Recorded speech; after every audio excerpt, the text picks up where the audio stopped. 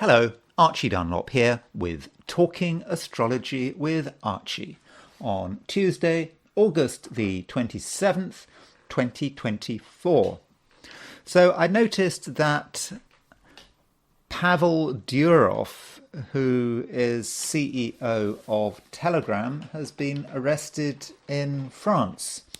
So apparently he flew in a private plane from Azerbaijan to Le Bourget airport in France, and then he was promptly arrested. And he's clearly an important figure in the world of social media. Telegram has become incredibly important certainly since the Ukraine war. There are all these Telegram channels, both on the Russian and Ukrainian side, that have been giving detailed information about what's happening in the war. In fact, I believe that the only way to really understand what's happening in the Ukraine war is to actually look at Telegram channels. And I think there are a lot of people on YouTube who have made their careers reporting on the Ukraine war via Telegram channels. You can't really believe what the mainstream media tell you about what's happening in the Ukraine war. And by careful search and analysis of the right Telegram channels, you can actually get a pretty good idea. So, anyone who claims to be an expert on the Ukraine war, I certainly do not claim to be an expert, would have to be looking at Telegram pretty much the whole time.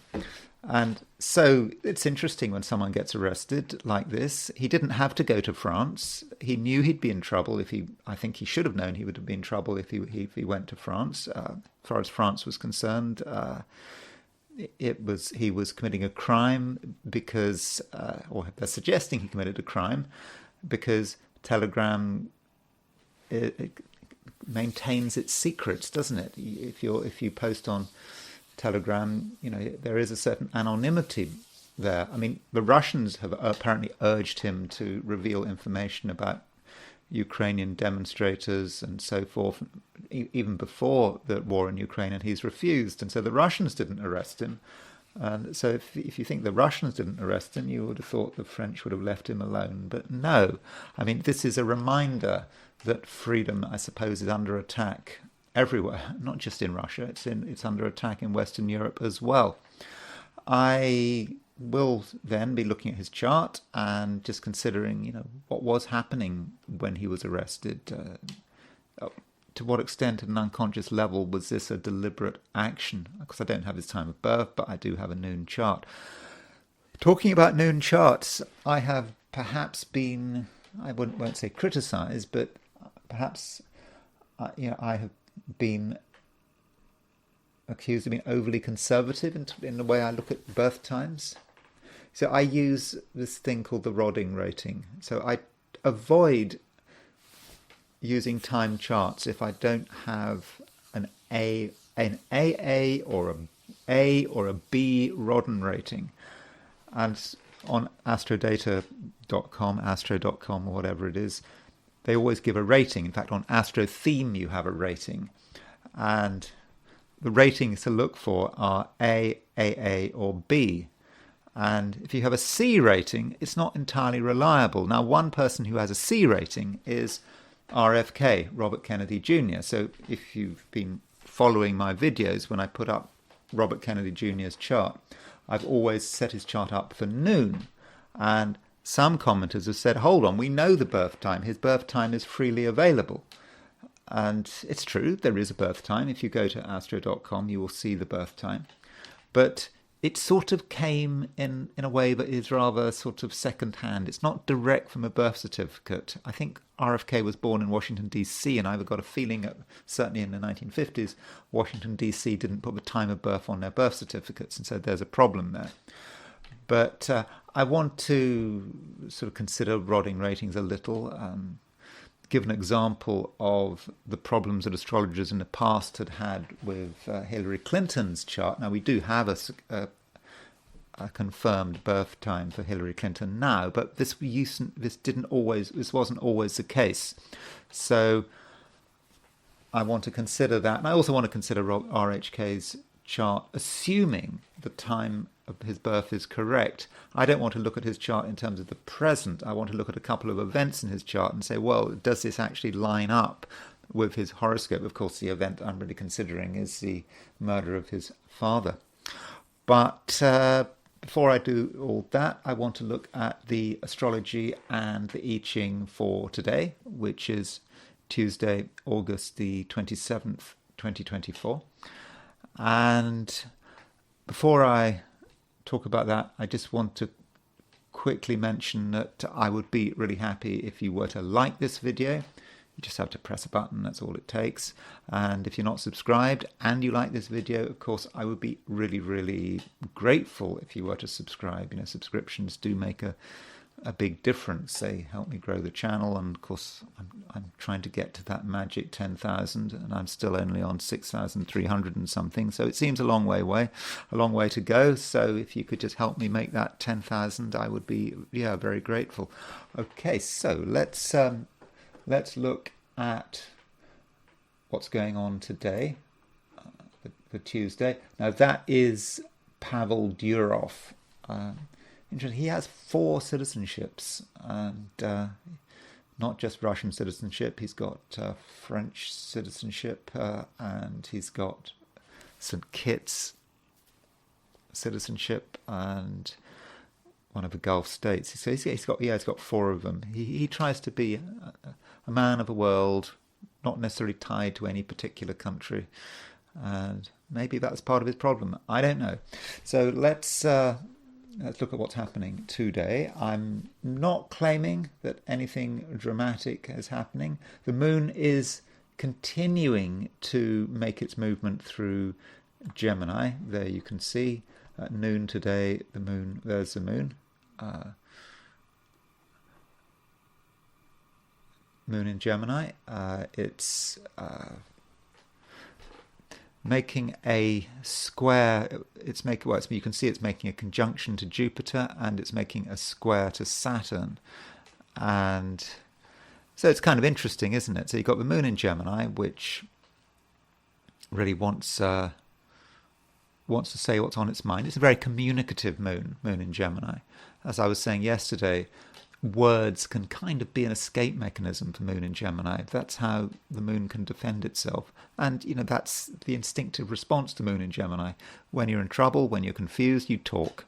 And if you talk enough, hopefully you can get yourself out of trouble.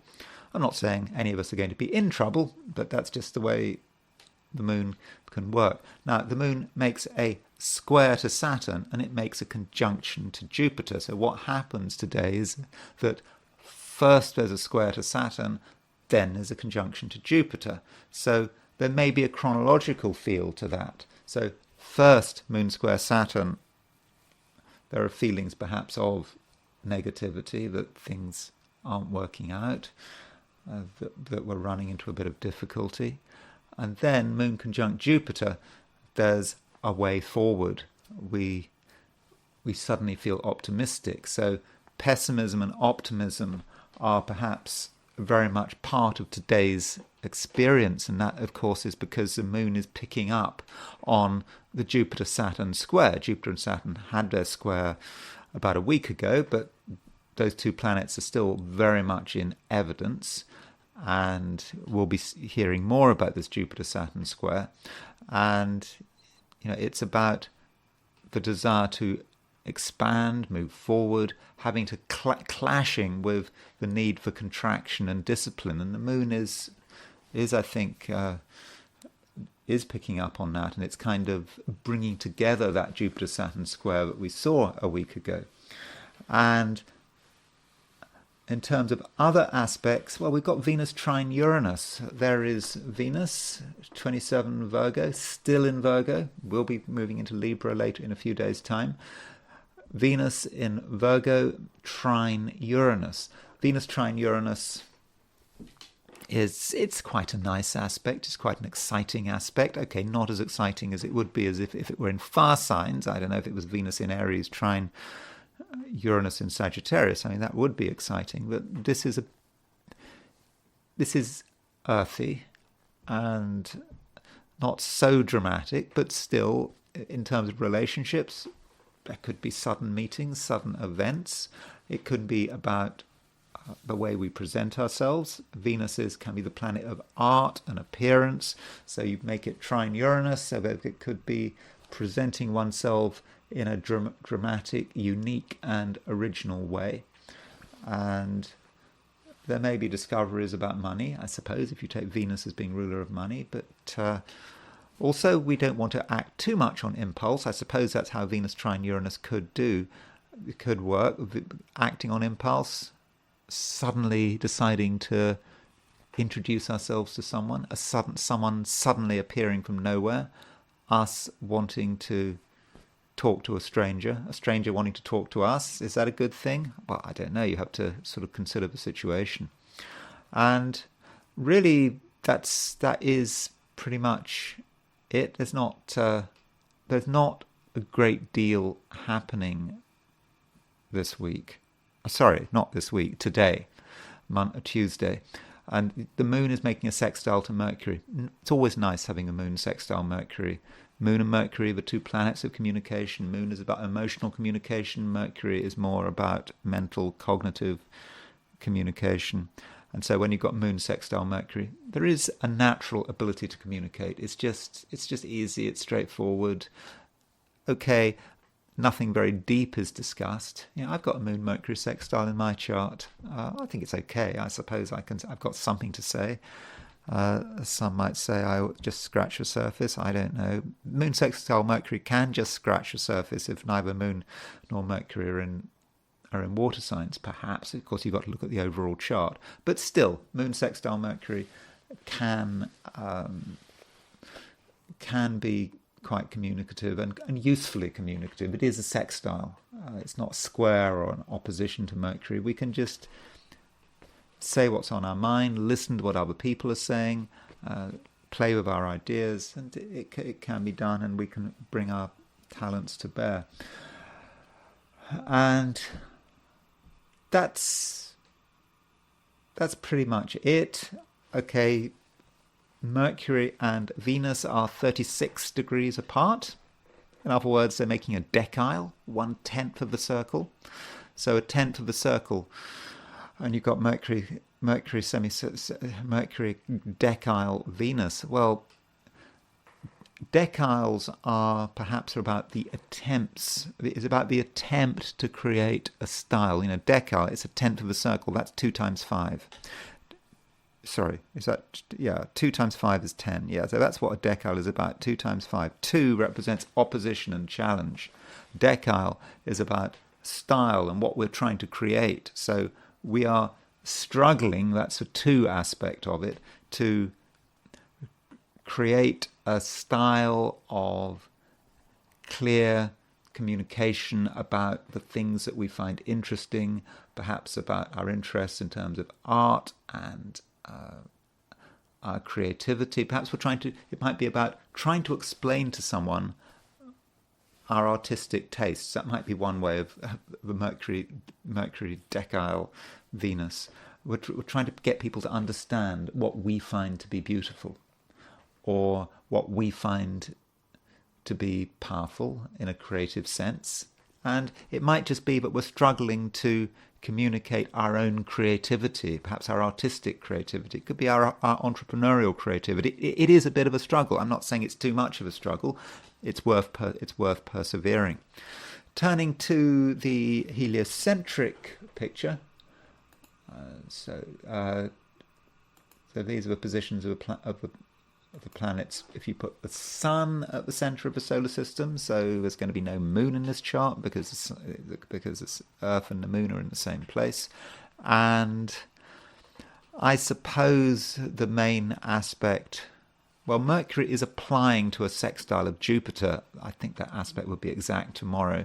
But Mercury sextile Jupiter. Remember, geocentrically, we've got Moon sextile Mercury, so I'm thinking that overall today might be quite a good time for delivering our message, whatever that message might be, and we can deliver our message with sort of enthusiasm. And today, not just today, but tomorrow, as Mercury moves towards the exact sextile with Jupiter. Then Venus heliocentrically is just entering Scorpio, and so it's applying to a square of Pluto. That's a rather different energy from Mercury sextile Jupiter. Venus sextile Pluto, Venus square Pluto may be a time when a lot of people around us are feeling quite guarded. I know the moon is in Gemini, and moon in Gemini perhaps encourages us to, talk a lot. But maybe there are limits to moon in Gemini because of that Venus square Pluto. Some people might be holding things back. They might not want to get too close. Although Venus square Pluto can, of course, have a certain obsessive quality, and that might be something you notice, perhaps if you get too close to people.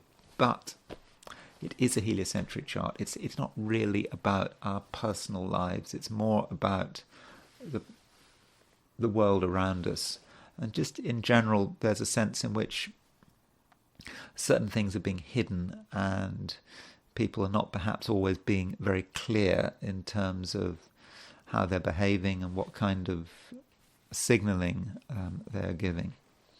Okay, so I now want to look at today from a perspective of the 12 signs. So these are my forecasts for today, which is Tuesday, August the 27th, 2024. Aries. Aries, you continue to be an effective communicator. You've been an effective communicator for the last day or two. I think now is a chance to really tell people who you are and what you've got on your mind. People will listen, and you shouldn't be afraid of moving around to find your audience. There's always an audience for an Aries. At least today, there's always an audience for an Aries. And when you've finished explaining things to one person or one group of people, you can perhaps move on to somewhere else and spread and keep spreading the message. So if you're involved in any form of campaigning, or I don't know, if you're a Gemini door-to-door salesperson, that is just difficult. I tried selling encyclopedias once. I lasted about a week. I didn't sell any encyclopedias. Obviously, I was 18, and it was just horrible, really horrible. I couldn't deal with it. But if you happen to be selling things door to door, or you're trying to sell stuff by the phone, if you're a telephone salesperson, you may be quite effective today. I mean, more effective than usual. So perhaps if you're supposed to be pushing your business or someone else's business, you might be quite effective. But it's just important not to doubt yourself. I mean, I suppose all of us have to be door-to-door salespeople at times. Of course, if you're a Mormon missionary, you won't be watching this because you'll have better things to do. Besides, you wouldn't be watching this because you don't want to end up in hell. But is there a hell in the Mormon religion? I don't know. But so the moon makes this square to Saturn, then it makes a conjunction to Jupiter. So Aries, you may feel, there may be moments where you feel you can't do it. You can't communicate. You have your doubts. But then the moon makes a square to Saturn. That may be someone slamming the door in your face. And then moon conjunct Jupiter, you move on, you don't give up, and you get in touch with someone else, and you get an enthusiastic response. So in terms of your message and how you're trying to deliver the message, Aries, the message from me about your message is, well, don't give up. Because the moon makes the conjunction with Jupiter after it makes the square of Saturn.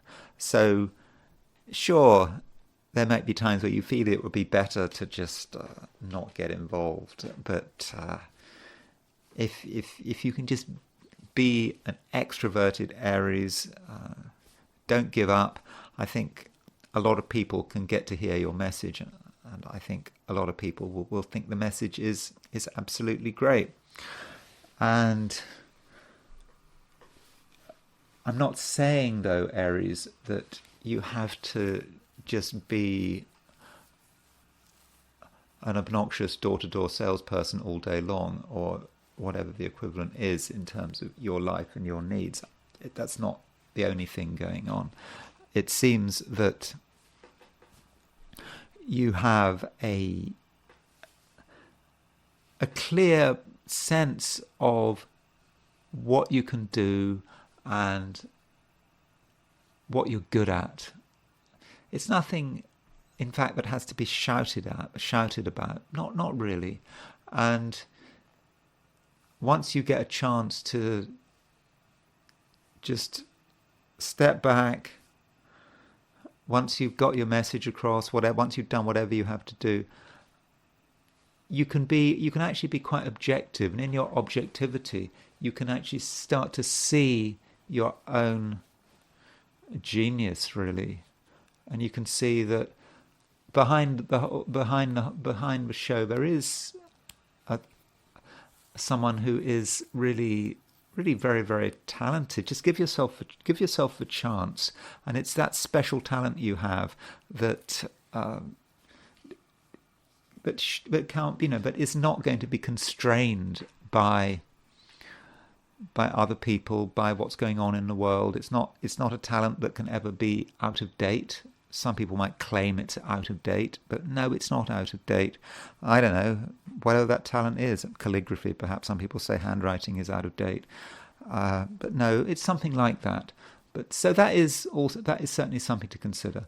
And finally, I can't help but notice that Venus is trine Uranus. Venus is ruler of Libra. Libra is your opposite sign. Venus has a special connection with relationships and with the people in your life. And with Venus trine Uranus, you're able to, I think, be excited perhaps by certain people. It's not just about you that has to do the exciting. Other people can also be exciting. So consider the possibility that someone might do something you weren't expecting, or there might be a sudden meeting that comes out of nowhere, or a sudden phone call, and that connection could have surprising consequences. And that's it, Aries. It looks like being quite an interesting and maybe exciting day. It could be an exciting day as well, when I think you can be in lots of different places and you can do lots of different things. And we see that there are many sides to the Aries personality. Taurus. Taurus, you don't want things really to be the same as usual. I mean, that can be a Taurus issue. I mean, Tauruses, in some respects, can be quite inflexible.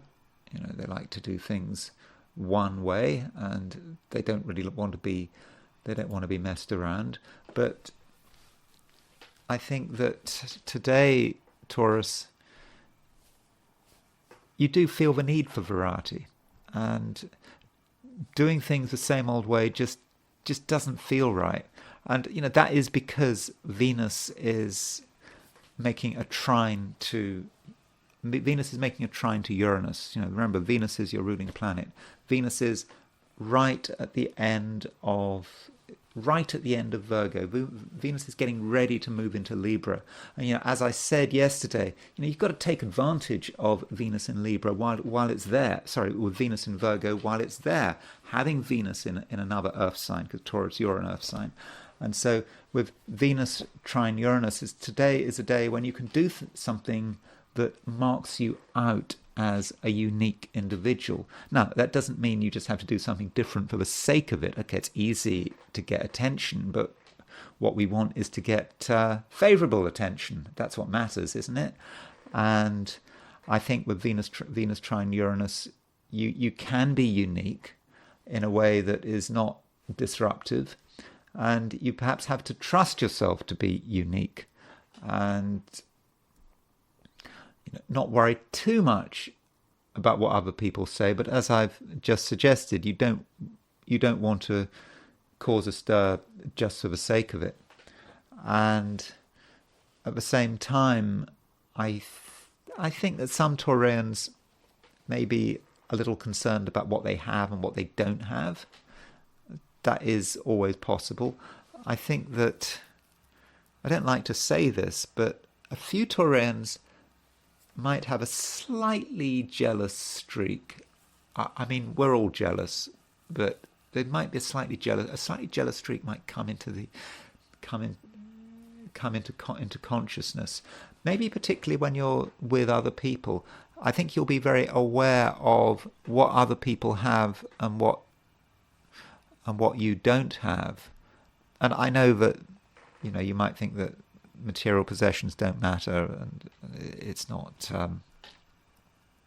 important, but it could be important. And so you might make comparisons with other people just over the course of the day. It's a very private thing. I mean, let's face it, all of us are jealous. We all get jealous. We say we're not, but all of us have a capacity for jealousy. Jealousy over quite trivial things as well. Someone has got more money than us. Someone's got something we want, whatever it is. And so do be aware of a potential jealous streak coming in here. And it may be just be jealous of people people, your friends, whatever. But I think it's quite a passing streak. It's not something that I don't think it's going to obsess you. It might be just something you notice, and perhaps you need to be stimulated by it. Not if you feel any jealousy today, then perhaps that's reminding you of what you should be doing. If you're jealous of what someone has, and I suppose you have to get it yourself, don't you? But in a sort of legal way and in a moral and constructive way, and perhaps that's where we see the moon starting to make a conjunction to Jupiter today. That with a moon conjunct Jupiter in a part of your house, a part of your chart, which is very much connected with possessions and things, it may be that you reach a point where you actually understand how you can get what you want. I'm not saying you're going to get it, but I think you'll have an opportunity to find a way of getting hold of something that you really want. And so what is that possession? I mean, I'm not necessarily talking about anything particularly expensive. Anything particularly rare. I mean, it could be quite expensive, or it just could be some item that you've always wanted. And I think that if there is an item that you've always wanted, I mean, for example, I don't know, it might be, if you're an antiquarian, you might suddenly see that some book, I don't know, published in the 19th century or even the 18th century, suddenly becomes available and you get a chance to get it. Or if you're into plants, it might be that you find a way of getting some plant that you've always wanted. It's not about the cost, or some dog, or I don't know, if you're into, I don't know, a lot of YouTube videos about people, I notice this with people with poisonous snakes. It's quite incredible that people in America, they have whole houses full of deadly poisonous snakes. So if you're that kind of person, you might maybe find a cobra you've been looking for some time. I'm not recommending that, but if you happen to be keep poisonous snakes, which I'm sure you don't, you might suddenly find the cobra you've always wanted. So, I mean, that is a possibility, whatever it is. But of course, we don't want you to get anything that is completely dangerous. So something can be completed, and perhaps on quite a sort of material level. Gemini, there continues to be a lot of action in your sign. This action has been sort of building up, and Gemini really is the most active sign at the moment, with Moon, Jupiter, and Mars in this sign. So, in a way, it's a time when Geminis can be themselves, can express themselves, and I don't think that you'll have any problem communicating, which is great for Geminis, because Gemini is the planet of communication. Now, I'm not saying that communication is always going to be completely free and spontaneous. That's not necessarily the case. We have a square between the Moon and Saturn today, and Moon in Gemini square Saturn in Pisces. So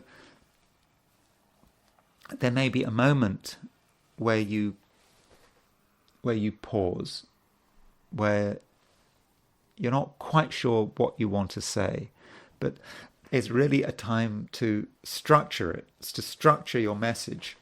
And this needn't be the spoken message, it could be the written message, or maybe you're writing a report, I don't know. But however you're communicating, you are able to structure this message in a way that people will understand. And actually, I think that this Moon square Saturn could actually be quite a useful aspect, particularly if you're trying to be authoritative. Geminis can be authoritative, and if you're in a position where you feel you have to tell people what to do, or you have to order people around, or you have to, I don't know, make corrections to people's behavior, I think that you'll be able to explain yourself very well. And I think you can actually come over as being quite serious, and your seriousness will be noticed, and people will, in the main, I think, will do what they're told. So if you are in a position of authority or leadership, then I think you can be very effective. If you're not in a position of authority and leadership, maybe you can actually be in a position of authority and leadership, even in a sort of very, perhaps even in a very short-term way, because you can come over as a serious person, but that seriousness certainly doesn't define you, because the Moon, having made its square to Saturn, it makes a conjunction of Jupiter, and this Moon conjunct Jupiter, particularly powerful if you're in the Americas, but I think elsewhere you will be picking up on that Moon-Jupiter conjunction to an extent. But with the Moon-Jupiter conjunction in Gemini, I think it can be a very fortunate day, especially for American Geminis. And your enthusiasm will be very clear, and at the same time you'll come over as being trustworthy and, I think, very knowledgeable. And we shouldn't also underestimate your social skills. I think your social skills, wherever you are, are going to be good today. I think that you will have the capacity to talk to lots of different people who are maybe completely different. And so you can change your social approach very easily. It's almost natural. So there's no one you should be afraid of talking to. Maybe you think, maybe they're a different background for you, different. You're not on the same wavelength. But actually, it doesn't matter, because right now you can create connections with just about anyone, and so you, in that sense, you can I think be really very powerful. Of course, it's not just about power. It may just be about having fun, understanding the world. And a good way of understanding the world, I suppose, is to talk to lots of different people. And I think in the process, you will be very effective. And I think as the day progresses, Gemini, you're going to become more and more powerful. Your strength of character and your strength of purpose will just escalate, and as the day moves on, and indeed as you move into Wednesday. So Gemini, don't underestimate your power, and I think that overall you do get stronger and more capable as the day progresses, wherever you are, whether you're in California or Australia. Cancer, it's it would be easy, I think, to underestimate yourself, to maybe reach the conclusion that there are just things that you can't do, maybe even you just don't want to do them, or you feel that the timing is wrong. It's very easy to go down that road today, but I think you would be going about things the wrong way. Just because you feel that you're not the center of attention doesn't actually mean that you don't have any power and you don't have any control. You actually have a considerable amount of control, provided things happen on your terms. I mean, that is the key point. If things are happening on your terms, then everything is fine. And so perhaps you consider where you are and what you're doing. You understand that there are certain places and certain situations that don't work, that where you're not in your element, and where you basically have very little power. And that's fine. So you just accept that situation. You use your past experience to choose the places you go to, and you can choose places to go to where you are on best form. You know where they are. You don't need me to tell you. And once you're on secure ground, then really there's nothing that can stop you. You are in complete control, and I don't think there's really anything to worry about. So that's really how you approach today. And once you are on this secure ground, then you can probably achieve pretty much anything, obviously within limits. And you benefit, I think, from the fact that the moon is making a conjunction to Jupiter. So moon, of course, is your ruler. It's conjunct Jupiter, which is a very fortunate planet. So with the moon conjunct Jupiter, you can be enthusiastic and positive, and if you're doing something that is right for you, then I don't think there's anything that can stop you. But it might be a good idea if you possibly can be a little bit open-minded. It does pay to be open-minded. So you might be, for example, confronted with a situation where you're dealing with a person or a situation which is maybe outside your experience, or it's presenting a view of the world which is not really in accordance with your view of the world. And it's easy to just retreat from things, or even to just be negative and to just make it clear that this is not you. You could do that. But I think a little bit of tolerance on your part, trying to understand an alternative view, could do you a lot of good. And perhaps it's all about processing. You maybe just have to process new information. And that is certainly something you can do. Moon is making a sextile to Mercury today. And Moon sextile Mercury suggests to me that Cancers are going to be very good at just understanding things. You've got to be tolerant, though, because if you reject something out of hand, you never give yourself a chance to understand it. So be open-minded. You can be critical, and you might in the end take the view, well, having considered everything, you reject it, but at least you give something a chance, and that I think is really important. Finishing up with relationships, I'm not entirely convinced that from a relationship perspective it's going to be a great day.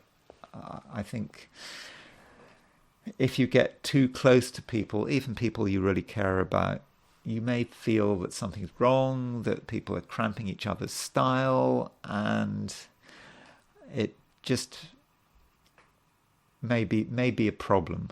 And at worst, I suppose, if you're in a relationship that you value and you spend time with this with someone you value, then the conflict there, even if it's an unspoken conflict, could spoil things. So maybe Cancer, you shouldn't really spend too long with any one person, in a way, particularly if you care about them, because at the moment there could be sort of clash of personalities here. Now, that doesn't mean to say you can't benefit from people. As I've already suggested, there are people do have ideas, they have views which might be different from your own, but there's a sort of balance there. Sure, it's good to be exposed to different views. On the other hand, there is always a risk that there might be some kind of argument or clash there. So perhaps it's a question of risk and reward. And I think in terms of the people that are really close to you, I would... it might just be a good idea to keep your distance. Leo, you actually have quite an optimistic point of view. Sorry, that doesn't sound right. If you might have, sorry, that's an optimistic view of the world. You think that everything is fine, or it can be fine. You surely understand that nothing is perfect, and we live in a world that is dangerous, where things could go wrong. But I think, Leo, you are able to see beyond that, and you can see that if everyone does their bit, then things really can be great. And so I would try to be as optimistic as possible when you're faced with any new situation, perhaps a situation you don't understand, you're not prepared for. Don't jump to conclusions. Don't immediately take the view that this is bad. This is not going to work out. Have another look at it. Look at it from a different perspective, and if you're able to look at it from a different perspective, you may see something else developing, something developing that really could be very, very positive, and it shows that, as far as you're concerned, the world can be getting better, and even if there are big crises coming up, there are ways around them. And so that should be your fundamental view of the world, I think. And that does allow you, Leo, to be quite sociable. You can be sociable because you've actually got something to say that people want to hear. And by focusing on the positive, you'll be boosting your reputation, and you'll be boosting your popularity. I do understand that we shouldn't be positive just for the sake of it, but I think today is one of those times when we should, or at least you should, be positive for the sake of it, because it's what people want to hear. And you might say, well, you've got to be realistic, but if you're realistic, people might not want to listen, and it's just so important to get people's attention. I mean, that's where it all starts.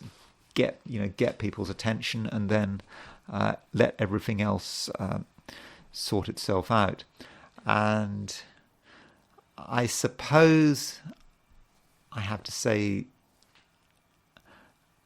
a little bit about money, because Venus is trine Uranus, and I think that Venus trine Uranus could be quite useful from a financial perspective. And it may be, if need be, Leo, if you're looking for example, extra money or perhaps a new income source, the Venus trine Uranus could actually be very useful and could be helpful. And this might relate perhaps to looking for a new job or looking for new business or something within your existing job that could work in your favor, but it's likely to be something that you hadn't entirely planned for. It's unexpected, or at least it's partially unexpected. You can only do so much, but you can't actually create the key event. But I suppose what you can do is make sure that today you're properly positioned. So if an opportunity arises to make some extra money or get some extra work or new work, you've got to be so positioned where you can actually take advantage of that benefit. And also this ties in with what I was saying right at the beginning of this piece on Leo, that it's just important to be optimistic and to come over as an optimistic person, seeing things in the absolute best possible way. And that is the right approach. And try to be as much of an extrovert as you possibly can be. I mean, I understand that 50% of Leos are extroverts and 50% of Leos are introverts. That's probably the way it works, isn't it? I know that Leo is supposedly a positive masculine sign, but no, you can get Leo. I've met many Leo introverts, but today, if you can possibly try to be as much of an extrovert as you possibly can, I think you would be making things a lot easier for yourself. Virgo, just a reminder, Virgo, that Mercury is absolutely on the verge of going stationary direct. That is really important for Virgos. Mercury is retrograde.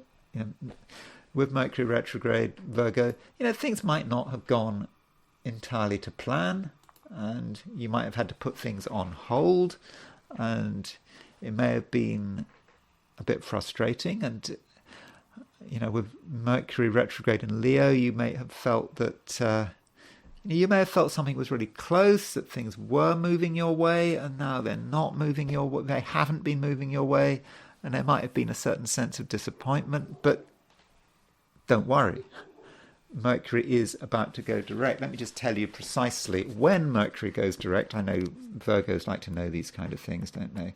Because Virgos tend to have a good sense of detail. So Mercury goes direct.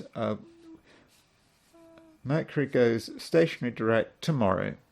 It goes tomorrow at 10:14 p.m. London time. So that would be 5:14 p.m. tomorrow, New York time, which would be 2:14 p.m. California time.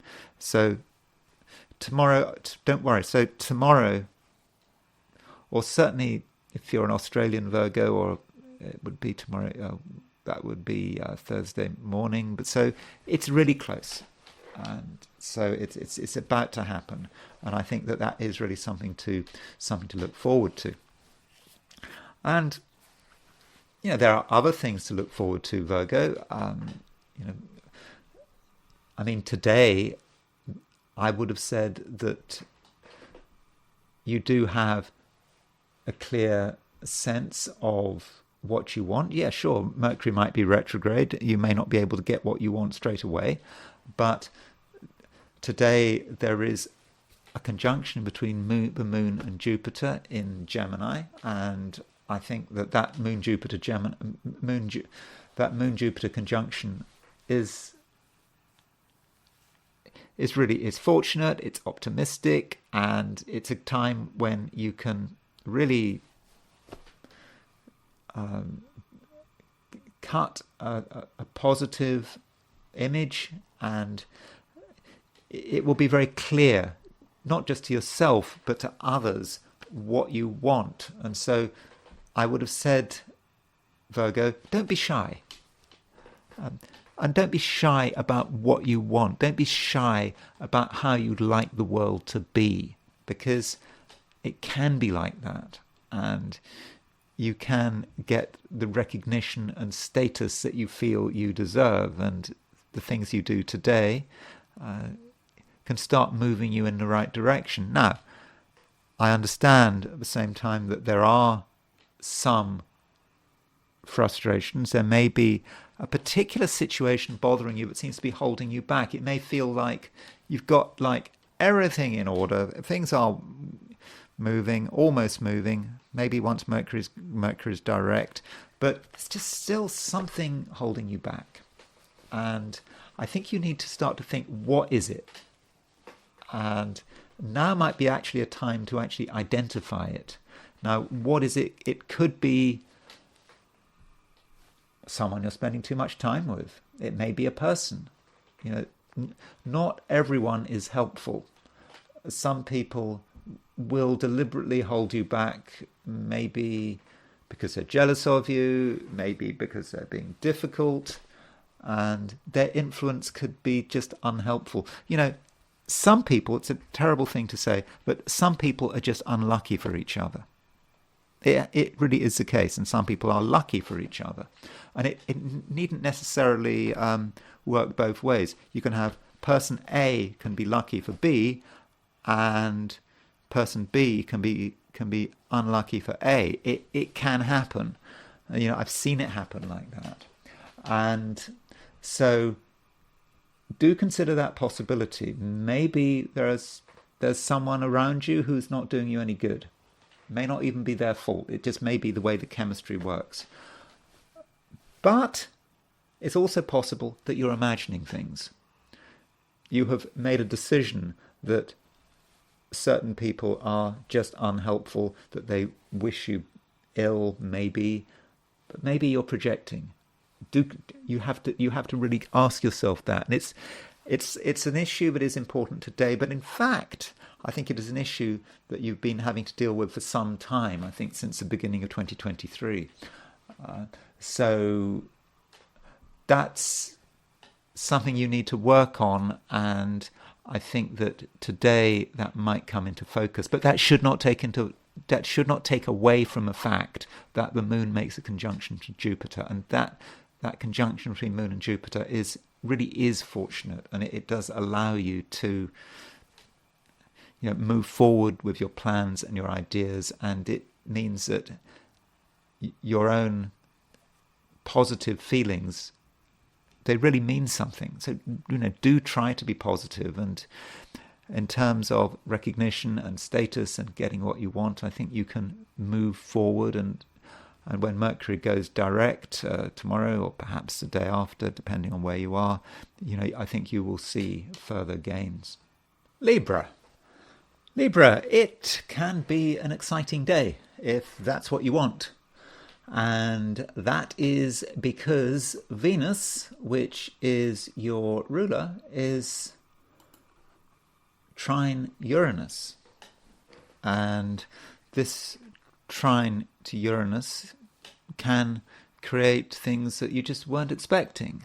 And it may be events. It might also be, realizations. And, Venus represents perhaps you. I mean, Venus is your ruler after all. And so you may be minding your own business, not attracting attention, but nonetheless, things can still happen.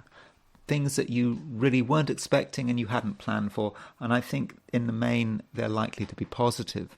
Now, this could be external events. It could also be your own realizations. You are sitting there doing nothing, thinking, trying to work things through, and suddenly it hits you. It just hits you from nowhere. And as a result, things really move on. So you don't have to do anything or go anywhere to have an exciting day. Excitement is not about the external world necessarily. I mean, it can still be about the external world. It can still be about things happening, people doing things, suggesting things, turning up that you hadn't planned for. That is certainly possible. But it can be about you, and it can be about you being the source of excitement. You know, you might not feel like it, Libra, but you are an interesting person, a scintillating person. And if you're not shy and you be yourself, I think that people are going to find you exciting, and your observations could have a big impact. So, you know, the things you say, the things you suggest could get people to sit up and listen. So, you know, really try to work out how you're going to use the fact that Venus is trine Uranus. It's not a day for just doing nothing. I mean, even if you want to do nothing, I think you're still going to have some interesting ideas, interesting realizations.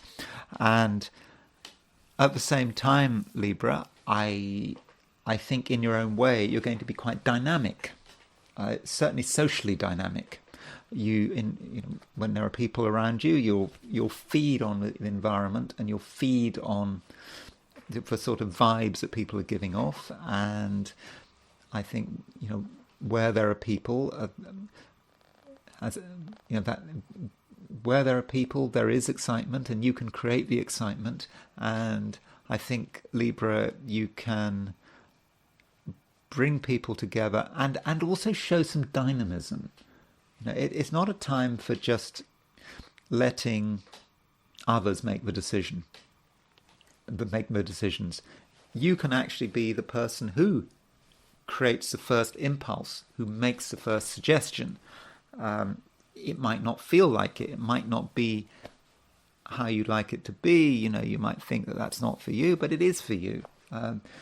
Because in some respects, people are looking for that first spark, and you know, you are just the person to create it, and you will just have sort of a natural sort of enthusiasm, and also an ability to sort of look beyond the immediate situation. You know, some people do just focus on what's in front of them. They can't see the wood for the trees, but you're able to go beyond it. That's just a natural skill you have, especially now, you know, when, you know, we've got this conjunction between Moon and Jupiter. It's in an air sign, it's in Gemini. You're an air sign because you're a Libra, and I think that you can really make something happen. And if there are opportunities, you know, you can be the source of these opportunities, and you should not think that the way things are is going to be necessarily the way things will be. You shouldn't have a sense of boring continuity. There can be a change, and people can start to integrate new worldviews. And in that sense, Libra, I think you're going to be very open-minded. It's always good to be open-minded. Your open-mindedness may take a little time to warm up. I think you may start the day sort of having one way of viewing the world, which you may be quite attached to. Maybe that's how you get out of bed this morning. But as the day progresses, you know, you will start to open up, and you'll accept that the existing situation isn't perfect, and that things could be better, and you will start to see new possibilities, and then you'll start to realize that these new possibilities really could make things better if someone actually put in the effort to make them happen. And perhaps, Libra, it's not a time for you to wait for someone else to take the initiative, for someone else to make the suggestion. Because if you take that waiting approach, then of course nothing will happen. On the other hand, if you are dynamic, you perhaps assume that it's going to be down to you to make things happen. Then, Libra, I think that you will be very pleased with the results. And, you know, don't underestimate your ability to talk effectively and with conviction in all environments. Doesn't matter where the environment is, but I suppose from a sort of professional career view, if that's relevant, then I think that you're going to be very effective.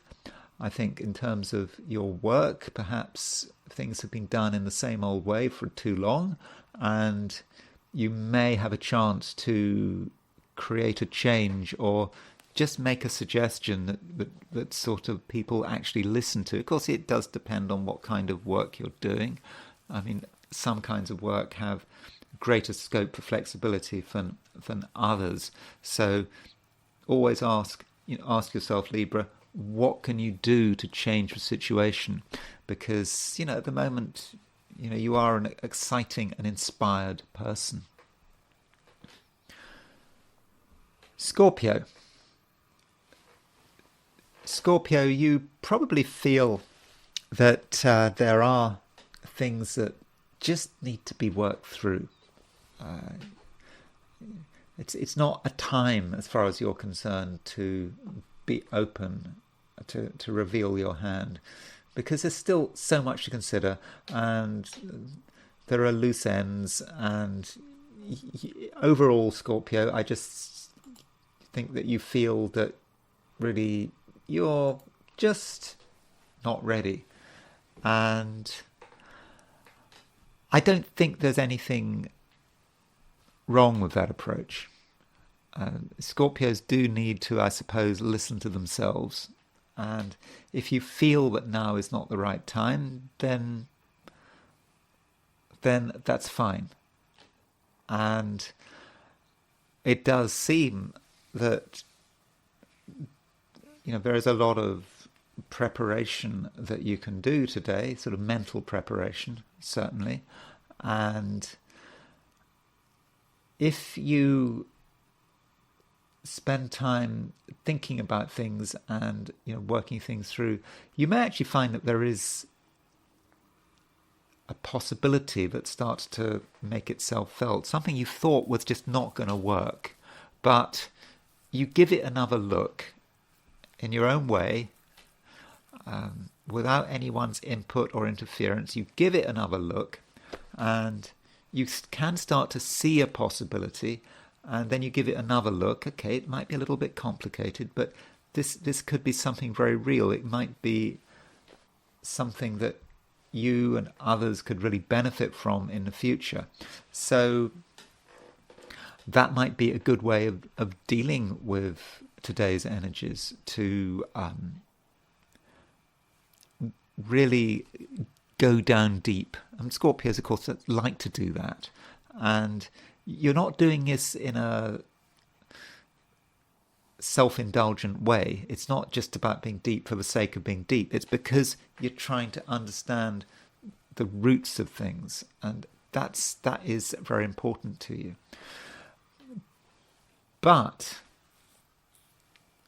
I think it would be a shame if you were a complete introvert today, because I think that, with the moon making a sextile to Mercury, you should actually be able to get people to listen to you. And if you choose your words carefully, and perhaps you have to choose your timing carefully, you can make a considerable impact. And the things you say can be very influential, and in your own way you can really be very persuasive, because you give the impression of having real power at your disposal. People aren't really sure quite where that power comes from. I suppose you could say that in the end it comes from your soul, and it's then important that you're authentic. Now, sometimes Scorpios don't actually like to be authentic. It's not because they're fake or anything like that. No, it's because they are perhaps afraid that if they are authentic, then they might be revealing something. And I suppose that's always a risk. I mean, that's always a risk of communicating with anyone, or being in a social environment, there's always a risk of your secrets being revealed. But today, authenticity will actually pay a powerful dividend. So don't be afraid of being yourself, showing people who you are, saying things that you really believe in. It may just be about the whole way you present yourself, in terms of what you wear, where you go, your sense of timing, the whole way you present yourself. If you make it authentic and you speak authentically, you communicate authentically, people will really appreciate that. I mean, authenticity is in short supply at the moment in this world. And people they're trying to be someone else, they're trying to be someone they're not, and it's all fake. We all know it's all fake. But if you're not fake, yeah, there might be a small risk that you're revealing something about yourself, but so what? You only live once. Okay, I know you might believe in reincarnation or something, but we have to kind of take the view that we only live once, and people do need to know who the real Scorpio is. And at the same time, if you are authentic with other people, you can start to be authentic with yourself. And I think it is important to be authentic with yourself today, because I think, Scorpio, you can start to uncover things about yourself and what you can do, which might actually be quite surprising. It seems that there are some real talents that are very close to the surface.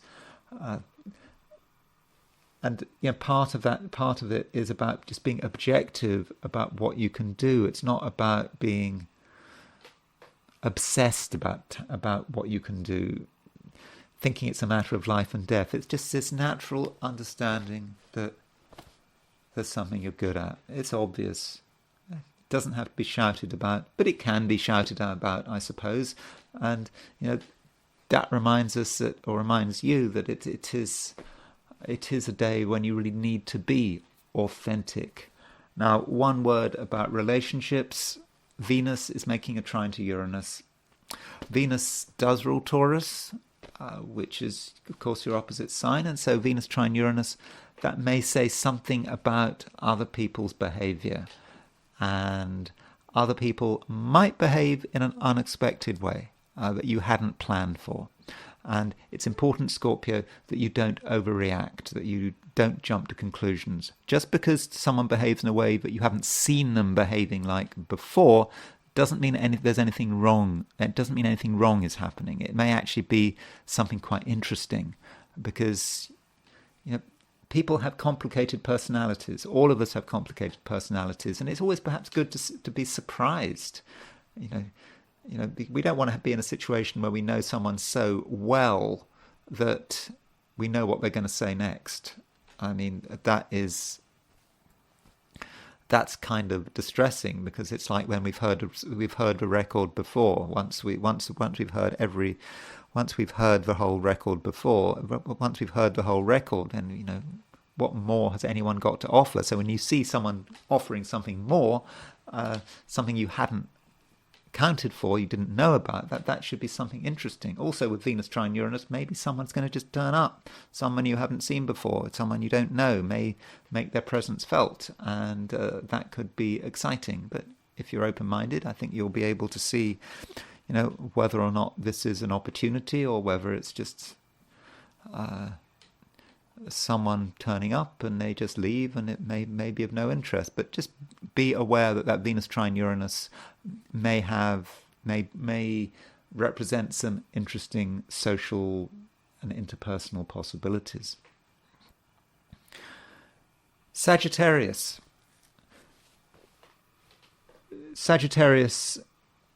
there's no harm in taking yourself seriously, because you can be serious. And today, Sagittarius, you're able to say things which, again, could be important, and people maybe will listen to them and benefit from them, and by pointing out some basic home truths, you could be doing everyone a lot of good. It may seem to be a little bit boring. I mean, I understand that Sagittarians don't like to be boring. I mean, Sagittarius is supposed to be an interesting sign. It is an interesting sign. Sagittarians are interesting, but sometimes it's necessary to just point things out, which, yeah, they might be boring, but they might be necessary, and you just have an understanding there. And so in that way, I think that you can make yourself very useful. Now, as far as other people are concerned, the moon continues moving through Gemini, and the moon is making a conjunction to Jupiter. And this moon conjunct Jupiter is, of course, fortunate, or it can be fortunate, because Jupiter's your ruler. Moon is conjunct Jupiter. That means that you, I think, can express yourself extremely well. It's not just that; it's the moon is making a conjunction to Jupiter, and it is making a sextile to Mercury, and that is an important aspect because it has direct relevance to relationships. Now, before I talk about moon conjunct Jupiter, moon sextile Mercury, I want to talk about an aspect that happens just before that, and that is moon square Saturn. Yes, moon does square Saturn, and moon square Saturn may represent something holding you back. You have been aware that something has been trying to hold you back for some time, and I suppose it might be linked with the fact that a week ago we had this exact Jupiter-Saturn square. So Jupiter, your ruler, square Saturn, and you might feel that Saturn is in some way restricting your freedom of action, and it's making it difficult for you to move forward, perhaps in the way you would like to move forward. So there could be a bit of a problem with this Jupiter square Saturn.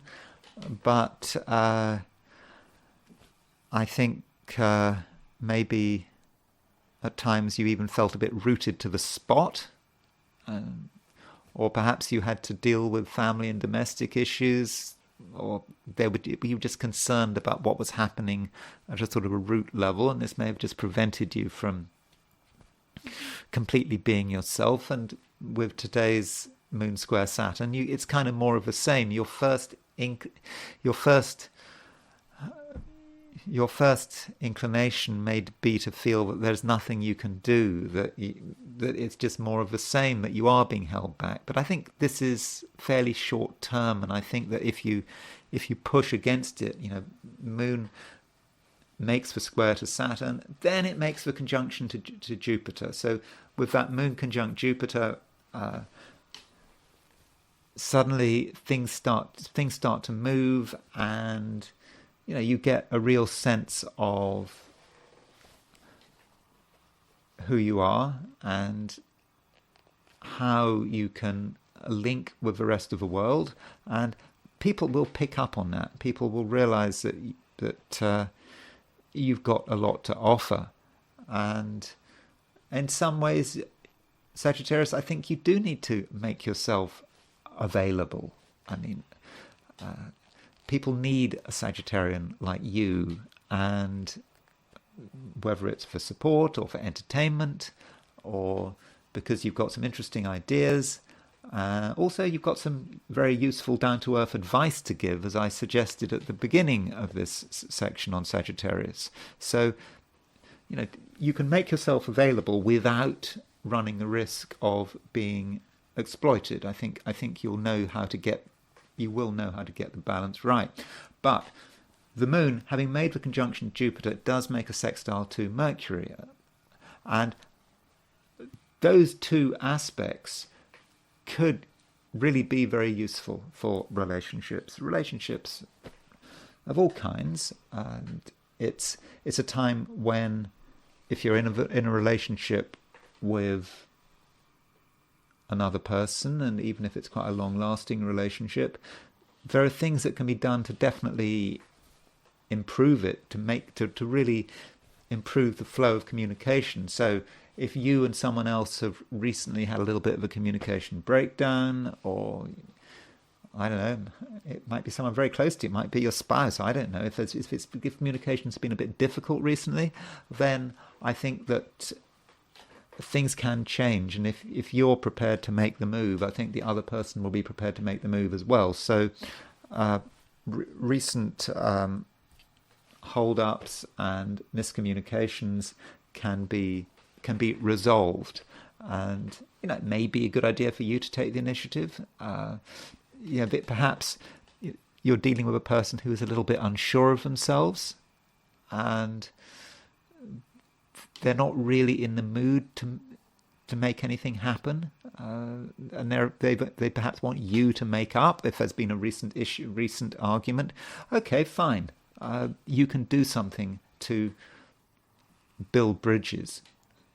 It may not be a marriage or a romantic relationship. It could be, I don't know, could be a partnership of some kind, could be a friendship, whatever it is, you can build bridges. And I think you can restore things to how they were before. And also, this Moon conjunct Jupiter sextile Mercury, it may be about some new relationship, or about you knowing someone slightly, but starting to get to know them more. And that is something that you can start to think about today, and perhaps tomorrow as well, especially if you're in East Asia, Australia, or New Zealand. So overall, Sagittarius, you've got a role to play, and people will appreciate you, and I think relationships of all kinds could be an area of real growth. Capricorn, you may not feel that you're quite ready to sort of go into the fray. You may feel that it's just best to just let things work at their own pace, and as far as you're concerned, you don't necessarily have to be involved. But I think that you might be able to benefit from a trine between Venus and Uranus. So what's happening is that Venus is in Virgo, late Virgo, getting ready to move into Libra. I'll be talking about Venus moving into Libra in a day or two's time. I think that is important actually for Capricorns. But Venus is in Libra. It's making a trine to Uranus in Taurus. So you've got Venus in an earth sign, Uranus in an earth sign, and of course the third earth sign is Capricorn. So Venus is trine Capricorn, Uranus is trine Capricorn, and of course Venus is also trine Uranus. And so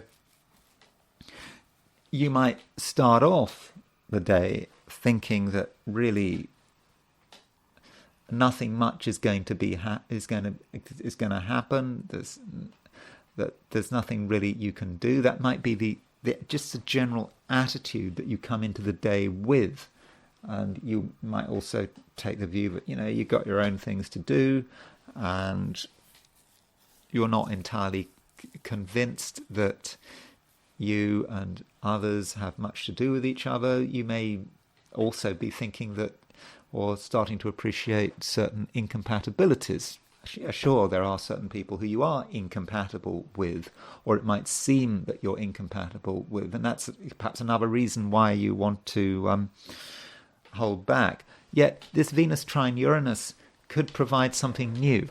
It could provide the unexpected, something that Capricorn actually hadn't planned for. And even though you hadn't planned for it, doesn't mean you can't gain from it. So the gains could come from outside, and or they could just come from something you're working on, something you're involved in, which you're perhaps doing it in sort of a fairly routine way. You feel you're doing this, okay, you get some quiet enjoyment from it, but then suddenly things change. You can feel things changing, and what used to be quite boring actually becomes really quite exciting, and you perhaps realize you're onto something, and you certainly also, I think, might realize that you've actually got something to offer. And this might relate, if relevant, to your work or your career, or perhaps just what you're trying to do in society.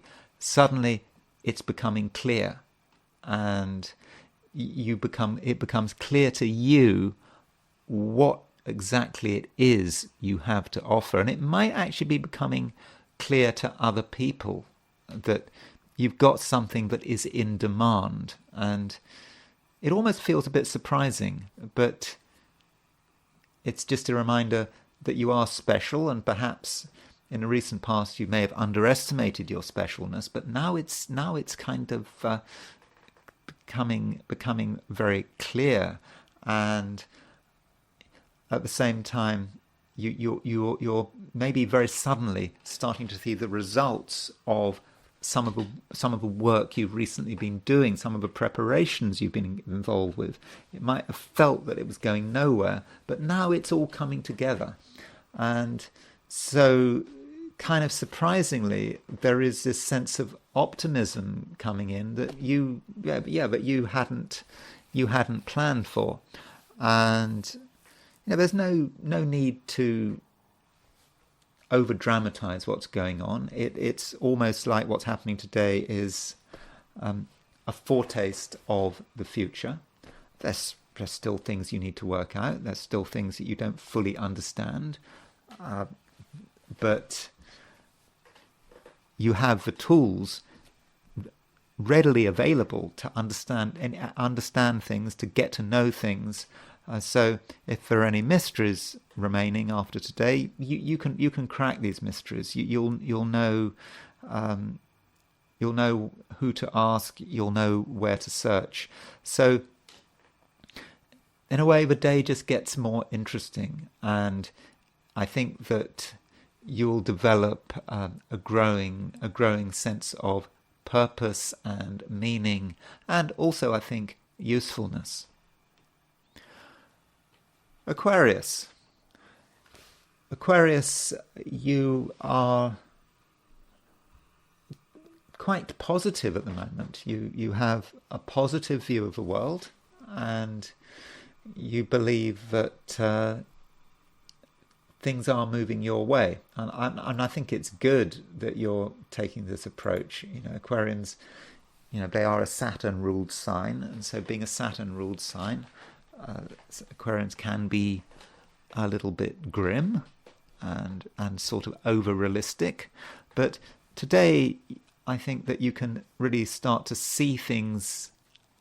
You can start to appreciate the things really are happening, and it may be there just be maybe a moment where you perhaps have to confront some of the things holding you back. There is a confrontation there. I mean, I think it's more of a sort of a personal confrontation. It's not about you and someone else. It's perhaps you having to confront your own reservations, and you confront your reservations and you move on from them, and then you get an amazing sense of who you are and what you can accomplish.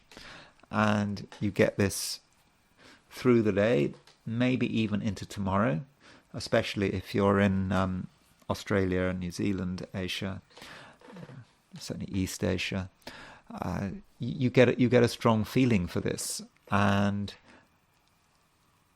that means that you can have a good day. And I mean, as far as what might be holding you back, what might start to holding you back, you may think you haven't got the resources to do something, or you haven't got the money, or something material might, in the first instance, be trying to stop you in your tracks. But you can move beyond it. By the way, it's not about spending money, it's about having a change of attitude. You have a change of attitude, and you just perhaps realize that your fundamental creativity can really see you through, and that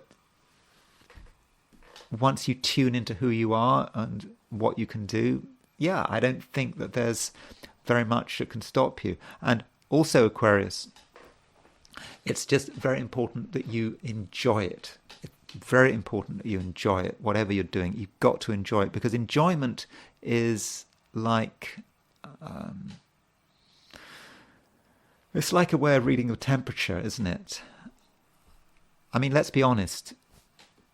If we don't enjoy something and if we don't feel any fulfillment from it, it's, in the end, it's not going to work, is it? It's not going to work. At some level, you have to enjoy it. And so perhaps enjoyment should be your measure. So as you adjust your day's activities, focus very carefully on your enjoyment meter. It's like a meter, and it goes up and down. And so as the enjoyment levels start to go up, and I'm not talking about hedonistic enjoyment, drug-induced enjoyment. I'm not talking about that kind of enjoyment. I'm talking about real creative existential enjoyment. As your enjoyment levels start to go up, then you know you're on the right track, you know you're doing the right thing. And if you're really enjoying something, then you know that you're in the right place. And perhaps that's it. Perhaps there's nothing more to be said. And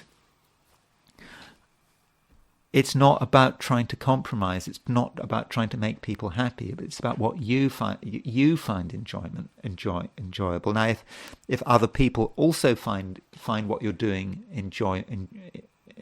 they find it to be fun and enjoyable, then maybe those are the people who you need to be with. Some people, of course, don't appreciate what you appreciate, and if you and other people have different ideas about what is fun, then that would indicate that there are limits to how far any relationship can go with this kind of person. You want to be supported in what you enjoy, and I think you should expect support. Okay, you can expect a little bit of constructive criticism. There's nothing wrong with constructive criticism, even if it's about something that's very important to you. People only get touchy about constructive criticism when something is wrong. If you're absolutely sure that it's the right thing, it shouldn't bother you at all, and a bit of criticism. Now, clearly, if someone criticizes you and you blow a fuse, then that's an issue, because it means perhaps that you're not as confident as you thought you were. But I think you can deal with a little bit of constructive criticism, and also you can take people on board, and you can perhaps share what you enjoy, and people are going to be, I think, be prepared to listen to what you have to say, and in that way you can perhaps be quite influential. If you enjoy it, then it's quite possible that other people will as well. But you are an Aquarian, and you are independent, and you understand that sometimes, if other people don't enjoy what you're doing, well, that's the way it goes. Different people have different tastes. So that, I think, is the overall picture today. I think it looks to me to be a day which is exciting and creative, and it has its own seriousness for sure, because enjoying yourself, having fun, is a serious business. It's serious in the sense that it needs to be respected, and it can't be compromised. So yes, there is that seriousness there, and there is an intensity there to the enjoyment, and there's nothing wrong with it being intense, because it is a powerful experience when you're doing something that you just know for sure it's you, and that should really sort of set you up nicely for the next couple of days. Pisces, you are capable of, I think, quite a high level of satisfaction, just being quietly satisfied. I think that's what you should aim for today. That should be your goal. Quiet satisfaction, whatever it takes to give yourself that feeling, and a feeling where you don't have to be anything, you don't have to try to be anything, and you don't have to go anywhere, and you don't have to please anyone. And if you can reach that state, then you'll know that you're doing something right.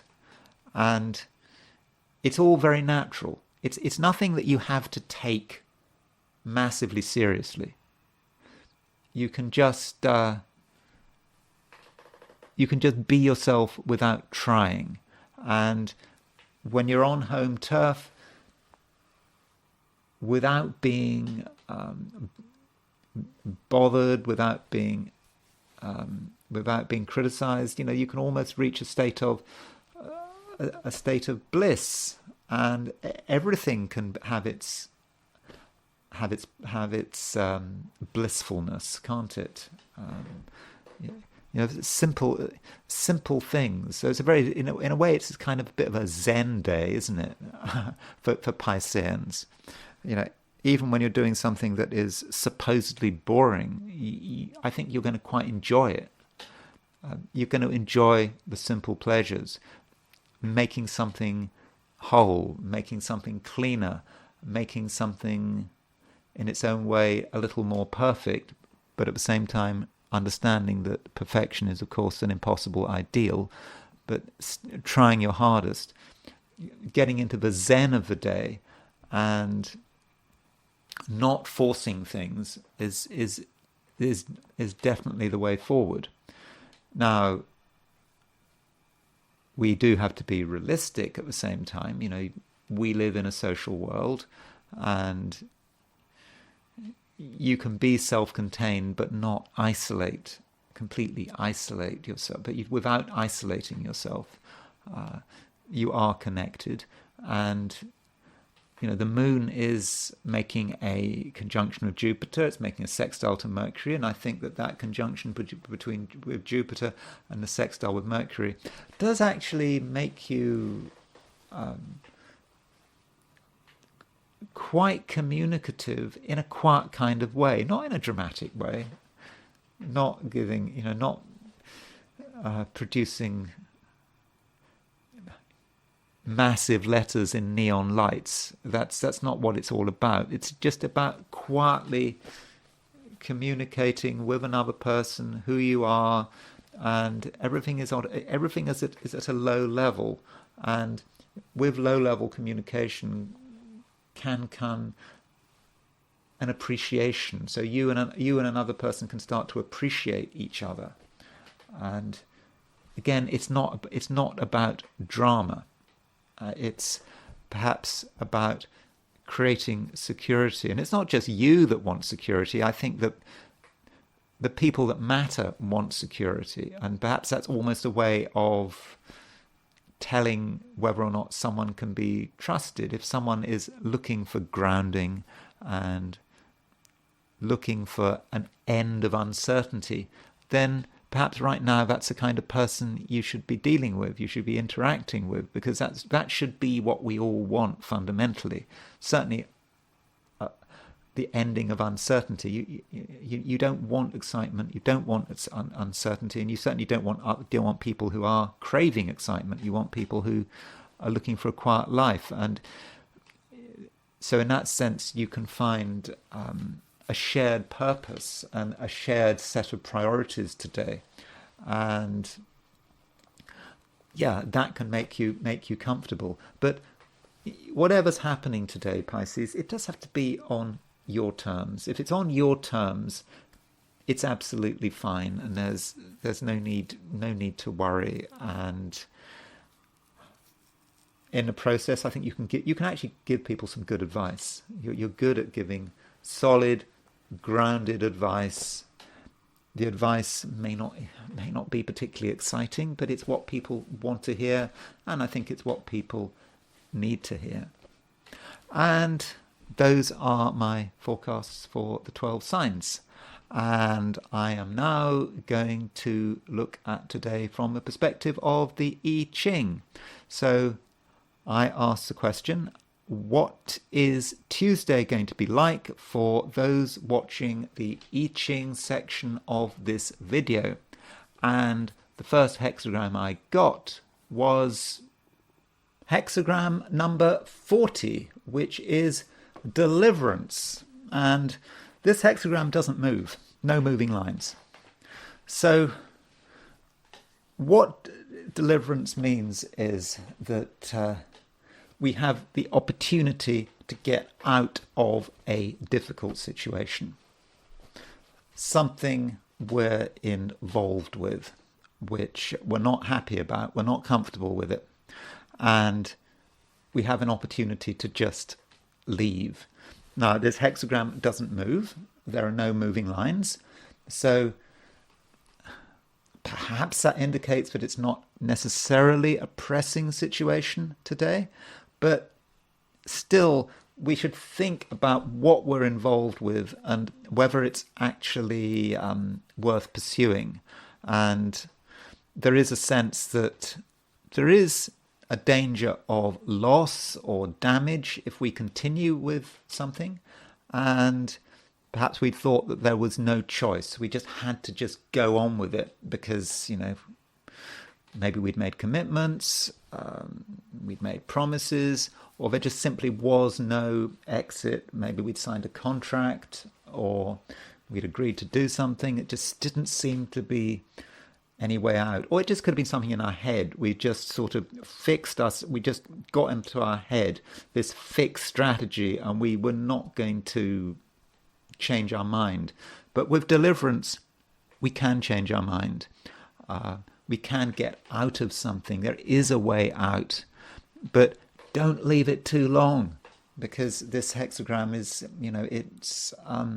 it is indicating that it is an opportunity that will not last forever.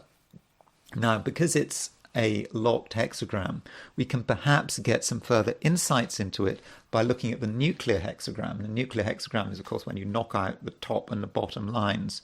And so you look at the hexagram in the middle, and i.e. the bottom line becomes the second, third and fourth lines here, and the bottom hexagram, the bottom trigram becomes the second, third and fourth, the top becomes the third, fourth and fifth. So the nuclear hexagram of this is after completion, and perhaps this is giving us some more information about the issue. So after completion is about a situation where we feel we've completed something. We've perhaps gone to the other side of the bank. It's like crossing a river. We've crossed the river, but having crossed the river, what happens now? What do we do now? And the suggestion of after completion is that things are starting to disintegrate. We're starting to see the possibility of decay, and there is the possibility of making mistakes. So it may be going back to deliverance. We've made a transition, and that's good. But having made the transition, we don't really understand the rules. And we are now getting ourselves involved with something that we don't really understand. And we're starting to realize that we don't really understand it. And because we don't understand it, we perhaps make promises that we don't really see the full implications of that promise. And we're wondering, is there a way to get out of this?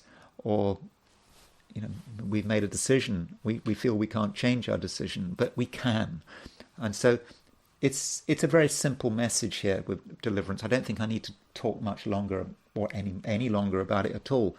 There is an opportunity to get out. So if you're thinking right now that you're trapped, that you're stuck on a particular course of action, you're not stuck at all. You have a chance to get out, but don't leave it too long. And of course, I'm speaking in a sort of a fairly theoretical way. I don't know about your precise situation, so it may be you've made a decision that you can't get out of, or maybe you're legally obliged. I don't know, but talking about things in a sort of a fairly general perspective, because me not knowing anything about your precise situation, I do think there is an opportunity to get out, but you haven't got forever to do it. I think you might have to act quite quickly. Okay, so that's the I Ching, and as you can tell, the dog is barking. I don't know what the dog is upset about. I can't see anything, but I now want to transition to the astrology, and I want to start by looking at the issue of birth times, because I have been, I won't say criticised, but people have suggested perhaps I'm too cautious. For example, if I look at the chart of Vladimir Putin, I never set up his chart according to a time. There is a time available for Vladimir Putin, but I don't use it because there is this thing called the Rodham rating, which the Astro.com has this data bank, and they give these charts the data ratings, and it goes from AA, which is absolutely accurate, and I think that's when it comes from a birth certificate. Then you've got A, which is accurate. Then you've got B, which I think is when it comes from a person's memory. So, for example, if you were to ask Robert F. Kennedy what time he was born, and he were to say, I think I was born at around 6 p.m., then that would be B. Then you've got C, which is unreliable. And I'll just read what C. Sorry, I haven't switched the screen yet from the I Ching, but I'll continue on this screen for a bit longer. So what it says about, what the Rodham rating says about C is this: caution, no source. These data are also listed as OSNK, original source not known. They are undocumented data, often given in magazines or journals, with no source or an ambiguous source such as personal or archives. When a magazine, journal, or astrologer is quoted without the original source of the information, the quote is a reference, not a source. There is no way to know if a datum is valid. If a person making the quote was proven unreliable in the past, any future quote automatically falls in the C category unless attributed to a specific source. Rectified data from an approximate birth time have a valid place in astrology and fall in the C category unless there are contradictory rectified times, which nudges it into DD, which is dodgy data. So Robert F. Kennedy is categorized in Astro.com as C. And so that's why I've made the decision not to use his birth time as given, to instead just set up a noon chart. Now, to illustrate the issues with this, I mean, look at Hillary Clinton. Hillary Clinton is definitely born at 6:45 p.m. I think on October the 26th. That's her birthday and her birth time. That is accurate. It is AA. But a few years ago, this was not the case. And so if you take Astro.com and then you use the Wayback Machine and you look to see what Astrodata.com was saying about Hillary Clinton in 2021, and you look at what was going on, it says, and we look at this, it says it has several charts here. One at the time given is here. It says you see it's DD. In 2021, it was dodgy data, and so that was for 26th of October 1947 at 8:02 a.m. And if you look at the source, if you go down to the sources, it says, sorry, some of the bit on the right may be obscured. Celeste Longacre quotes her for 8 p.m.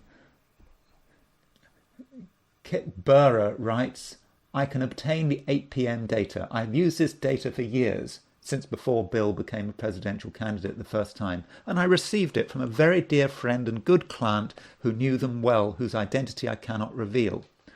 Then someone else quotes recently deceased Swiss astrologer Alexander Marr for a rectified time of 7:58 p.m. However, Eileen Applegate quotes an article from the Chicago Sun-Times stating her mother went into Edgewater Hospital after midnight and Hillary was born early in the morning of October the 26th. So, you can see we're having all sorts of birth times coming up. Basil Farrington relates in January 2001, a musician friend of mine played in the Democratic fundraiser for Al Gore in Manhattan this past summer. Afterwards, he got a chance to talk to Hillary. Knowing my ongoing love affair with astrological data, he's a student of mine, he asked Hillary what time she was born. Her exact words, "I know it was very close to 8 a.m., 4 to 5 minutes before or after." She was, of course, actually born 6:45 p.m.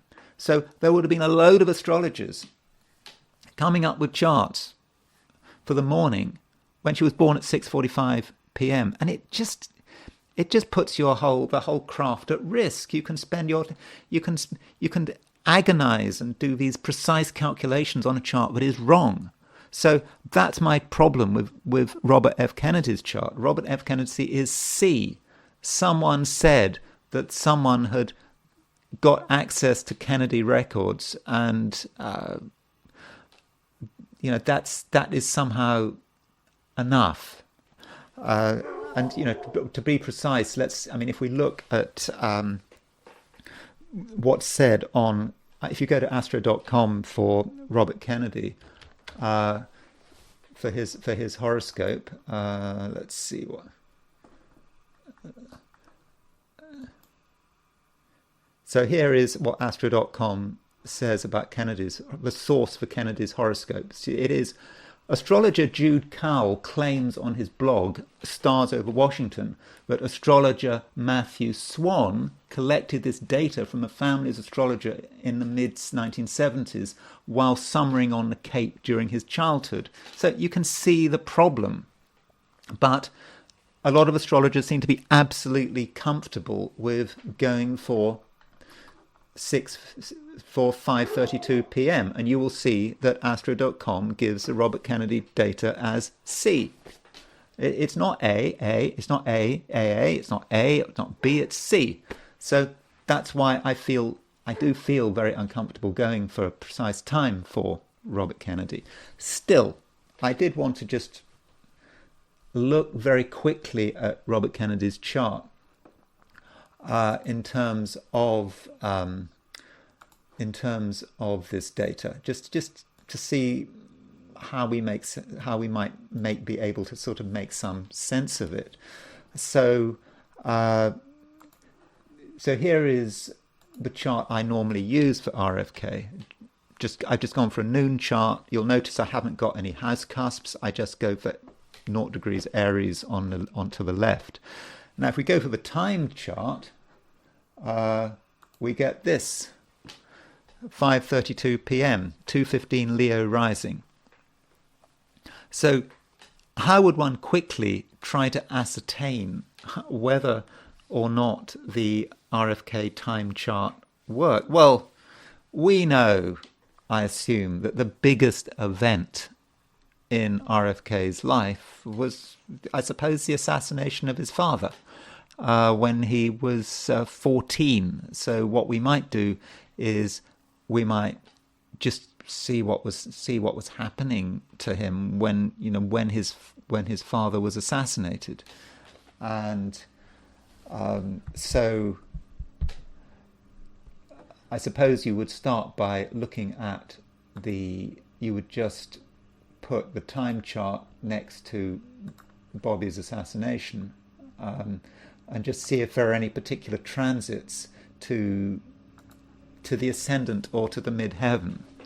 And I suppose the transit that grabs me is it's not bad. I mean, the parental axis is the MC and the IC axis is the MC-IC, and you can see that at the time of Bobby Kennedy's assassination, there was Saturn conjunct the North Node, and Saturn's in Aries, which is obviously Saturn in Aries is not a great place for Saturn, and so Saturn was quite close to Bobby Kennedy's midheaven, and the Saturn North Node conjunction, the Saturn North Node midpoint was on the midheaven, so was transiting Robert Kennedy's midheaven. So that sort of fits. I mean, I know you could say that the midheaven is the mother, the IC is the father, but still you could say that the Saturn North Node is opposition the IC. So I would have said that might give some that might provide some evidence for that time of birth working. You would have expected a bad aspect of the midheaven, and indeed we've got our bad aspect of the midheaven, and yes, the midheaven is right there. So we're not really interested particularly in other transits, because we're interested in transits to the ascendant and the midheaven. But okay, you might say, well, there's Chiron. Chiron was trine Bobby Kennedy's ascendant at the time of the assassination. Mercury was semi-sextile. I suppose you could say there was a Chiron-Mercury square which was hitting the ascendant. I mean, that provides some evidence, but I wouldn't have said that it was great. But what I'm really saying is that the assassination certainly gives some support that maybe he was born at around 5:30 in the afternoon. Another thing to consider might be Robert Kennedy's solar return before his father's assassination. So the solar return, this is Robert Kennedy, the time chart's solar return for 1968. And again, I don't think this necessarily dispels the idea that he could have been born at this time. He's got Neptune. Neptune is fairly close to the ascendant. The IC is... okay, Mars is not exactly on the IC, but it's fairly close to the IC. Remember, the IC is the father. So the solar return does have Mars on the IC. And look at the moon. The moon is at 0 degrees Virgo. And so the moon is about just under 7 degrees off the opposition of Mars. So you could say if that was 7 months, you go January, February, March, April, May, June, July. Well, that would suggest something bad happening in August 1968, but maybe June 1968 is good enough. And the fact that the moon is making the opposition to Mars, that sort of fits, and the moon is where you'd kind of expect it to be. I mean, that indicates to me that maybe the solar return indicates it was sort of around the right time. And the moon actually makes a conjunction to Jupiter, and that Jupiter is opposition Mars. Jupiter is quite close to the midheaven, so that moon conjunct Jupiter would have been about 4.5 months after his birthday. So 4.5 months, if you take 1 degree symbolically as 1 year, 4.5 months after his birthday would have been February, March, April, May, would have pretty much been the assassination. So 4.5 months exactly fits with the assassination time. And so that indicates that the moon is in the right place. So if he'd been born, say, in the morning, his moon would have been somewhere quite different. So I think the solar return does maybe provide some evidence that perhaps we've roughly got the right time for Bobby Kennedy. What I'm doing here is kind of rectification. I don't like rectification is when someone doesn't know their birth time and you try to rectify it on the basis of events. I'm rather uncomfortable by it because it just, with that method, because it just assumes too much. And if you look at rectifications, you use a Wayback Method with Hillary Clinton's chart and other charts where people have rectified charts where the data has eventually come by, you'll see but very good astrologers who try to rectify often get it completely wrong. And you can see, if you look at the Wayback Machine, you can see how they get it wrong on astro.com. And so I just think that rectification, I suspect, is a fool's errand unless you're making very, very small corrections, like a few minutes either side. If you don't know any time of birth and you're trying to rectify, I do think that might indeed be a fool's errand. Now, there is also, I've looked at Kennedy's transits, but what about his converse transits? So converse transits is when you go the other way. So his father, he was 14 when his father was murdered, when his father was assassinated. He was born in 1954. So with the converse transits, we take that time moving from 1954 through to 1968, 14 years, and we take it backwards. So we take it backwards to, 1940 or 1939, and we look at the positions of the planets 14 years before he was born. And so from a converse perspective, so here's the converse transit. These are the positions of the planets on September the 1st, 1939. Of course, that was the day Poland, that was the day that Germany invaded Poland. So that's interesting. So if you take the day Germany invaded Poland and you take Bobby Kennedy's assassination, RFK was born right in the middle of it.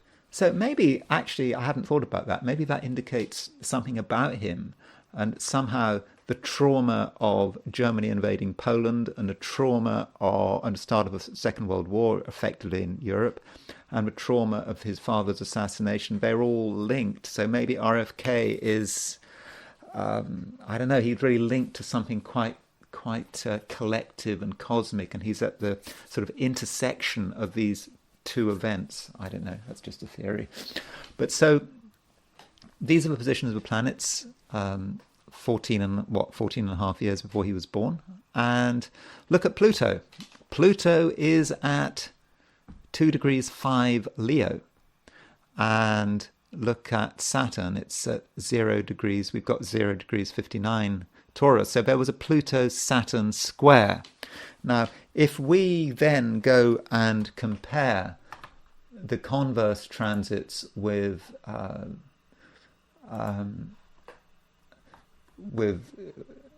if we compare the two, if I can do it, where have they gone?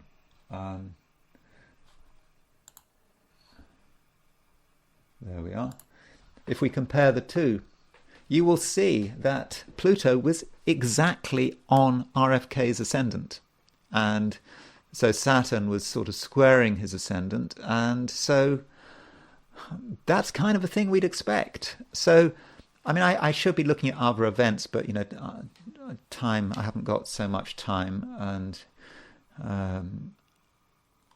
I think I see some evidence here that after all my drama about Rodden ratings and whatever, there is some evidence here that 5:32 p.m. chart does seem to be working in a very, I'm just looking at it very superficially in terms of certainly his father's assassination. I still think we have to be very cautious with that chart because I'm just looking at it from one perspective, but maybe it's okay to use Kennedy's chart at 5:32 p.m. even though it only has a C Rodden rating. So I now want to turn to the case of Pavel Durov. So Pavel Durov is a Russian, the CEO of Telegram, who has been arrested at Le Bourget, who was arrested on the 24th at Le Bourget Airport in Paris. And here is Pavel Durov's horoscope. I don't have a time of birth, so he was born in St. Petersburg, or in 1984, Leningrad as it was at the time. And this is his chart. I'm not saying this chart makes a great deal of sense to me because I don't have a time of birth. You can see he has a lot of planets in Scorpio, and he has the moon in Aries, and moon in Aries, sun in Libra. He was born on a full moon, so there's always that issue, isn't there, with people born on a full moon? Moon in Aries, sun in Libra, like Kamala Harris. The moon is about him wanting to do things his way, valuing freedom. Freedom is very important to moon in Aries. His moon is actually quite close to my moon, but it's opposition to the sun. And so there's always that question, isn't there? Are you trying to bring people together, or are you trying to be yourself? And it doesn't matter what time he was born. That moon will definitely be in Aries, and he's got Sun conjunct Mercury in Libra. Obviously, he's a man who's very clever, and his Sun is conjunct Mercury. Sun conjunct Mercury. That could make him a little bit prone to making mistakes, however clever he might be. Sun conjunct Mercury. Mercury is combust, and so there may be errors of judgment here. I mean, that's certainly possible, and perhaps him going to France, taking a private jet, I don't know, it was a jet, private plane from Azerbaijan to Paris. That might have been unwise. So I don't really want to talk so much about his chart, simply because the natal chart itself, because right now I don't feel that I can get much of a perspective on it. Though Chiron opposition Uranus, I suppose he's born in a generation that has Chiron opposition Uranus, but I think that kind of fits, doesn't it? Chiron opposition Uranus, he wants to do something different. Telegram, Uranus. Chiron is the maverick, but it's also, now we're seeing the wound. He's now being arrested for what he did in Paris. And it's amazing, he wasn't arrested in Russia. He could have been arrested in Russia. He was keeping information from the Russian authorities about Ukrainian protesters, but he was feeling that he had to keep it secret. But the French, the French have decided to arrest him. But then the question is, why did he do it? I mean, he must have known he was going to get arrested, at least at an unconscious level. And that's when we start to think about the nodes. I mean, his north node is quite close to Algol, not exactly there, but it's relatively close to Algol. And so that might be what he gets attracted to. North node in Taurus. I mean, north node in Taurus, you should be looking for stability, grounding. South node in Scorpio, it's perhaps he found it too easy with all those Scorpio planets, making things complicated for himself, having 4 citizenships, playing games. I mean, this is a dangerous game, isn't it, with Telegram? Look how important Telegram is in terms of the war in Ukraine. Playing a very dangerous game, South node in Scorpio.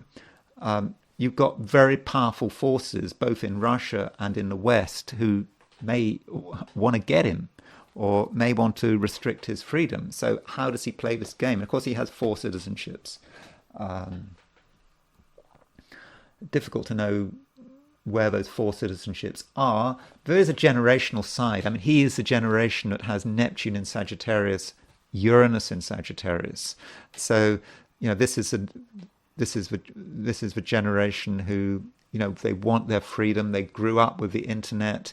They grew up, they didn't grow up with the internet. He was born in 1984, but by the time he came of age, everything was available from a Sagittarius perspective, and this was a group of people who were really able to benefit from it. And travel and communication, and sort of, so that fits. So it's not surprising that someone who creates something like the generation that creates Telegram has Uranus in Sagittarius and Neptune in Sagittarius. So then there's a question of what was happening when he was arrested. So here is, unlike his own chart, we do have a time for when he was, we have a time for his arrest. So he was arrested August the 24th, 2024 at 8 p.m. at Le Bourget in France. And here is his birth chart with the arrest chart on the outer wheel. Notice Uranus. Uranus is at 2714 Taurus. So Uranus is conjunct his North Node. And that's the main transit going on there.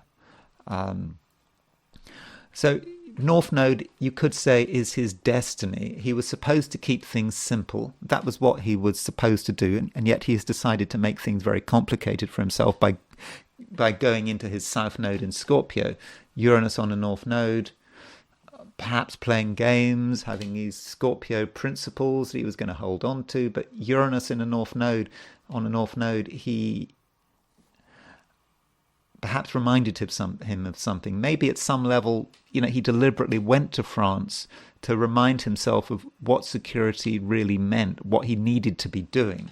But whatever it is, Uranus conjunct with North Node is a sudden event. Consciously, he may not have expected it. Unconsciously, I'm fairly sure he did expect it. And so transiting Uranus on his North Node really does seem to fit that. And then his solar arc directions. So remember what a solar arc direction is. Solar arc direction is when you move everything. So for every year of life, you move everything in the chart 1 degree. So he's 39 years old. He's going to be he's going to be 40 next birthday. So 39, 40 degrees. You move everything 39 or 40 degrees approximately, and you see what happens.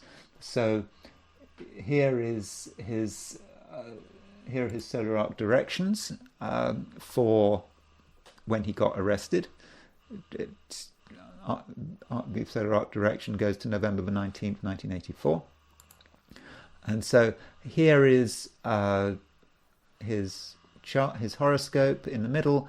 There are the solar arc directions. And what's really interesting is his solar arc. There's his sun at 1714 Libra, and it is around 40 degrees off his south node. So his directed sun hits his south node as he gets arrested, and so that kind of fits. This is I suppose from his perspective, it had to happen. There is a certain sense of destiny, and I'm sure at some level he deliberately got arrested. I don't know why he would decided to do this, but it was perhaps important for him and his destiny. Solar arc directed. So solar arc directed sun is, of course, very important, because the solar arc directed sun is the same as the secondary progressed sun. So that secondary progressed sun on his south node, yes, certainly coincided with his arrest, and it was perhaps it was quite fated, and at some level he'd been doing things wrong, playing both sides against each other, trying to be objective, trying to be a global citizen. But he was just playing too many Scorpio games, and progressed sun in Scorpio conjunct the south node, the games did start to unravel. Notice also solar arc directed Black Moon Lilith, mean Black Moon Lilith at 1554 Taurus, 45 degrees from the Aries point, and opposition his Saturn. So solar arc directed Black Moon Lilith opposition his Saturn also coincided with his arrest. And solar arc directed Jupiter square his Saturn. Now that's probably important. We had the Jupiter-Saturn sextile square last week. So because Jupiter was semi-square, was square Jupiter-Saturn. Sorry, Jupiter was square Saturn last week. He's probably very sensitive to that Jupiter-Saturn energy. So it's not surprising that it was a Jupiter-Saturn square that triggered his fateful flight to Paris. And his Jupiter is now on the Aries point and square his Saturn. Maybe it's just something that was necessary for him to do. Maybe it wasn't a mistake at an unconscious level. Maybe he has his role to play. And it's just a reminder that as Pluto is leaving Aquarius, it's going to come back into Aquarius, but it is a time when freedom is really under pressure. And we're going to see more of this. Governments want to be in control. And this is a very Pluto in Aquarius event, arresting people because governments don't like freedom of information. They don't like people being able to encrypt their data. They don't like that. Governments want to know everything. And so perhaps at some level he's martyring himself to just demonstrate to us all what governments are doing. And it may become a sort of cause célèbre, like, for example, with Julian Assange. I suspect it won't quite get to that level. But of course, he should have been perhaps more cooperative with his Russians, because then the Russians might be making a better effort to get him out. I mean, there is a view, of course, that the reason the French have arrested him is because they want to use him to exchange with the Russians at a later stage, because there may be some French asset in Russia that they want an exchange with. And so maybe that's what they've done with some French person, or some French sympathetic person in Russia is in prison, and so they arrest Pavel Durov, and then they can perhaps exchange him at a later date. That's possible. But I don't know. He's not friends of anyone in terms of the great powers, as far as I can see. So we'll have to see how it works. I mean, I'm guessing he's not going to be in prison for that long, but I just thought it was an interesting case. So thank you very much for watching. I hope you found this video of some interest. If you did enjoy this video, I would, of course, be very grateful if you were to like it. And if you're not subscribed, I'd be super grateful if you were to subscribe. And if you want to buy me a coffee, there is a link in the description. So thanks again for listening, and I will talk to you again tomorrow.